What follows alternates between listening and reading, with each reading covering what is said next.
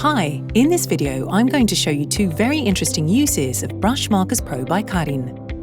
They are out-of-the-box solutions, so you'll be able to learn new techniques. The first technique consists of applying the colour directly to a palette, which can be, for instance, a piece of transparent plastic. You can also use foil. Thus prepared palette will be stamped on paper. In order to do that, we have to paint the paper with water, either with the use of a water brush or normal brushes dipped in water. Once the paper is well dampened, we put the colour side of the palette onto the paper and press it. The longer we wait before we peel the palette off, so that everything dries out underneath it, the more controlled effect we get, which I will show you on the second example.